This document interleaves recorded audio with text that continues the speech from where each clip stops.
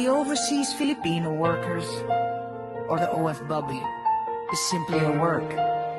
But the Tibay OFW is a way of life abroad. Tibay OFW, matatag sa bawat unos ng buhay abroad. Tibay OFW,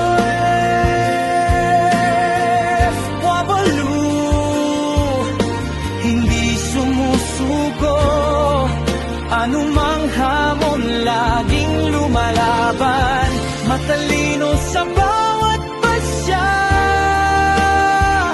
may disiplina at pag-asang umuwing matagumpay.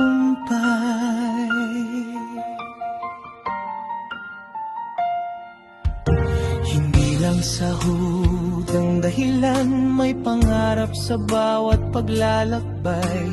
Bawat luhay may kapalit, isang bukas na mas matibay. Malayo man sa yakap ng tahanan ng karamihan, lumalaban kahit nag-iisa. Sa gitna ng lungkot at pangungulila sa ibayong dagat, pag-asa ang siyang sandata.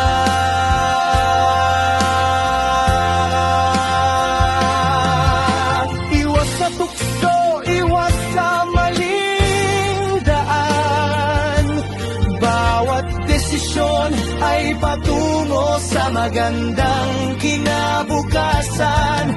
Mag-ipon, mangarap, bumangon muli, hanggang sa pag-uwi may tagumpay na ngiti.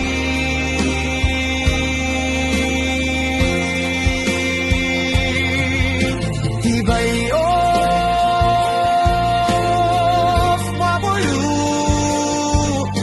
matatag sa bawat unos ng buhay. Tibay OFW,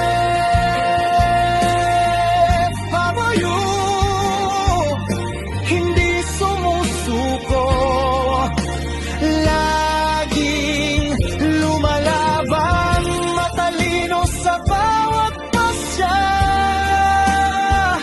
may disiplina at pananampalataya. Hindi lang trabaho ang pagiging OFW.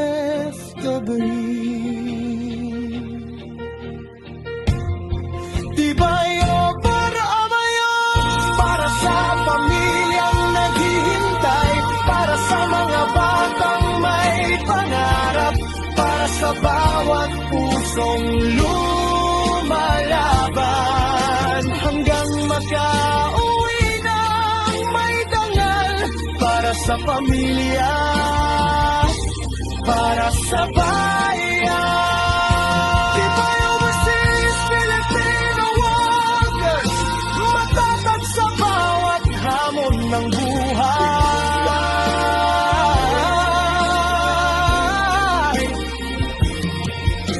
Umaangat, hindi lang kumikita, mag-ipon, mamuhunan, maganda sa bukas, buong pusong iaalay ang bawat paghirap. Isang pag-iisip, isang disiplina, isang paraan ng pamumuhay.